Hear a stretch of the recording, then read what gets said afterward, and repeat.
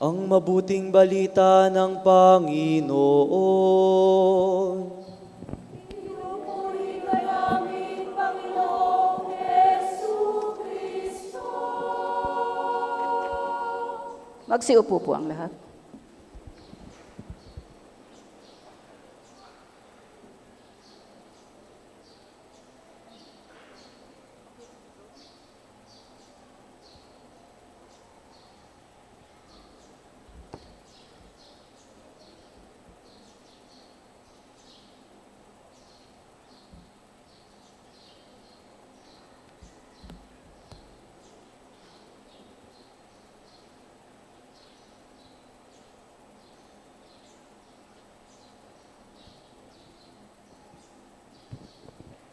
Magandang umaga po sa inyong lahat.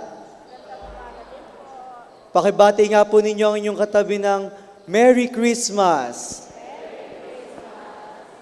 Parang hindi naman Merry yung Merry ng iba. Merry Christmas ulit! Muli mga kapatid, maligayang Pasko sa inyong lahat. Purihin natin ang Panginoon. Mga kapatid, ang araw na ito ay araw ng kagalakan. Kaya dapat hindi ka nakasimangot. Ang araw na ito ay dapat nating ipagbunyi dahil ito ang araw na kung saan ang pangako ng Diyos sa atin ay natupad na. Ang ipinangako ng mga propeta noong una at ang ating pinananabigan noong tayo nagsimbang gabi ay isinilang na para sa atin. Mga kapatid, ipinakita ngayon sa atin ng pagdiriwang natin ng pagsilang ng ating Panginoon na ang Diyos ay hindi Diyos na malayo. Ang Diyos ay hindi parabang Diyos na nasa trono niya lamang, kundi ang Diyos ay naging taong katulad natin. Kaya naman mga kapatid, nilagay natin yung gospel book sa may sabsaban upang ipakita sa atin na ang salita na Diyos ay naging tao na kapiling natin. Hindi lang basta-basta tao ang ating Panginoong Jesucristo, kundi siya rin ay tunay na Diyos. Siya ang bugtong na anak ng Ama. Kaya naman mga kapatid, ang Paskong ito ay hindi lamang patungkol sa pagbibigay na gagawin ninyo. Hindi lamang ito sa pagbibigay ninyo ng aginaldo o pagkain ng marami. Para nga pong yung iba nakakain ng marami. Wala tayong lektor. Parang na high blood. Hindi ito patungkol lamang sa pagbibigayan ng regalo. Bagkus mga kapatid, ang Pasko ay patungkol sa pagtanggap. Kaya pakisabi sa iyong katabi, tumanggap ka na ba? Marahil kasi lagi nating iniisip, ang Pasko ay patungkol sa pagbibigayan. Iniisip natin ang Pasko ay patungkol sa pagiging generous, sa mga ampaw, sobre. Hindi lamang doon na pupunta ang Pasko at hindi lamang natin doon makukulong ang Pasko dahil ang Pasko ay pagbibigay ng Diyos sa atin. At ano ang kailangan natin gawin? Tanggapin ang kanyang gagawing pagbibigay sa iyo. Kaya naman ang true spirit of Christmas ay pagtanggap mo sa ating Panginoon. Hindi lang pakikiselebrate sa birthday niya. Hindi lang pagbisita sa simbahan tuwing kaarawan niya, bagkus pagtanggap mo sa Panginoon sa buhay mo.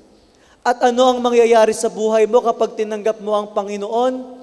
Magdudulot ito sa iyo ng liwanag. Pakitanong yung katabi mo, madilim ba ang buhay mo? Kailangan nating magising. Isa pa, madilim ba ang buhay mo? Dahil mga kapatid ko, dalasan, madilim ang buhay natin dahil sa mga kahirapan na ating nararanasan. Amen? Minsan iniisip natin parang ang hirap ng mabuhay dahil sa dami ng pagsubok, pasanin na ating pinapasan. Pero mga kapatid, ang pagdating ng ating Panginoon sa piling natin ay pagpapaalala sa iyo ngayon. Wala ka sa dilim. May liwanag ang buhay mo. Mayroon kang kasama sa mga pagsubok na kinaharap mo. Hindi ka nag-iisa sa mga laban mo. Dahil ang Panginoon ay naging taong katulad mo. Kaya naman mga kapatid, ito ang dakilang pag-ibig ng Diyos sa atin. Kapag nakikita natin ang sanggol na Jesus sa sabsaban, ito'y pagpapaalala sa iyo, mahal ka ng Diyos. At ang kanyang pagmamahal ay handa niyang ibigay ang kanyang buong sarili sa iyo. Hindi siya mamimili. Hindi siya pupunta lamang sa mga taong mabubuti. Hindi niya lang gagawin ang kanyang pagliligtas sa mga taong sabihin na nating matuwid ang buhay. Bagkus ang kanyang pagliligtas ay gagawin niya para sa ating lahat. At ito ang kanyang misyon, kaya siya ipinanganak upang iligtas tayo sa ating mga kasalanan. Kaya nga di ba ano ang ibig sabihin ng pangalang Jesus? Ano ibig sabihin? God saves. Sabihin nga po ninyo, God saves. Ang Diyos ay nagliligtas at ito ang gagawin ng ating Panginoon. Hindi siya naging tao para lang makibody-body lang sa atin. No. Ang kanyang pagiging tao ang hudyat at simula ng kaligtasan natin. Kaya naman mga kapatid, napakabuti ng Diyos sa atin. Dahil kahit na tayo yung tumalikod sa Kanya, kahit na tayo yung laging nasabihin na nating nagre-reject sa Kanya, siya pa rin ang patuloy na gumagawa ng paraan para hilumin ang relasyon natin sa Kanya. Kaya naman mga kapatid, ang hamon sa atin ngayon, magpakatao ka. At paano tayo magiging tunay na tao? Mayroon tayong pwedeng tularan.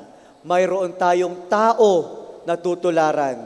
At ito'y walang iba kundi ang ating Panginoong Jesucristo. Nakita natin, isinilang siya sa isang hamak na sabsaban. Kaya ang buhay hindi patungkol sa payabangan. Ang buhay hindi patungkol sa pride. Ang buhay hindi patungkol sa pataasan, kundi ang buhay ay patungkol sa pagbababa ng iyong sarili upang mas makita mo ang pagkilos ng Diyos sa buhay mo.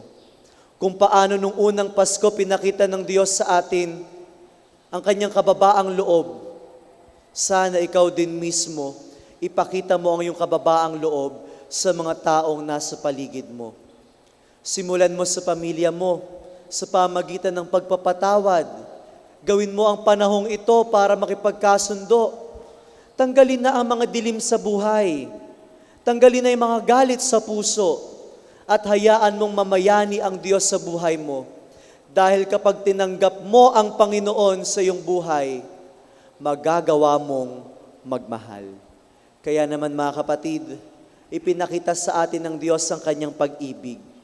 Ang Pasko ay patungkol sa pagtanggap natin dahil ang Diyos ang unang nagbigay sa atin.